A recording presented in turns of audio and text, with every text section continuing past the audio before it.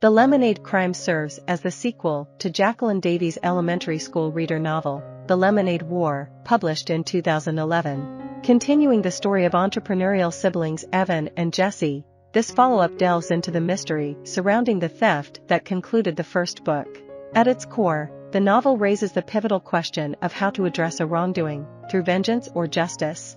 Davies explores this dilemma by centering the climax of the Lemonade crime around a mock trial that mirrors the U.S. legal system.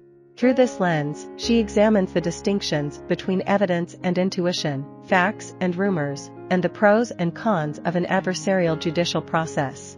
The Lemonade crime picks up a few days after Evan and Jessie had earned $208 from their lemonade stand venture, only to have the money mysteriously vanish when Evan left it in his shorts while attending a friend's birthday swimming party. Naturally, their prime suspect is Scott, the neighborhood bully, who exhibited suspicious behavior at the party and later boasted about his new Xbox 20-20 video game system.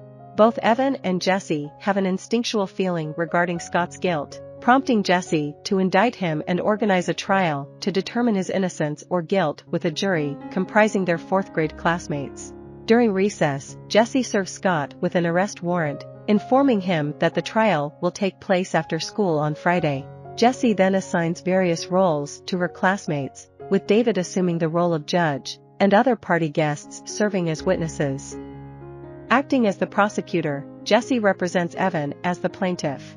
As she diligently prepares for the trial, it appears that Scott will face an unfavorable outcome until Jessie's best friend, Megan, steps forward to become his defense lawyer, changing the dynamics of the case. During the trial, the Lemonade crime takes the opportunity to explain various legal terms, such as due diligence and circumstantial evidence. Witnesses from the party take the stand and provide testimonies about what they observed. The prosecution weaves together a narrative based on the following sequence of events. On the day of the party, the boys removed their shorts upstairs at Jack's house to change into swim trunks. While the party was in full swing, Scott hurriedly went upstairs to use the bathroom and then returned downstairs fully dressed, displaying peculiar behavior that raised suspicion. Later, Evan discovered that the $208 was missing. While these circumstances seem to point towards Scott as the culprit, no one actually witnessed him taking the money. Megan argues that the evidence presented is circumstantial and fails to establish Scott's guilt beyond a reasonable doubt. As a result, Scott is found innocent, the correct legal outcome, albeit one that leaves Jessie dissatisfied.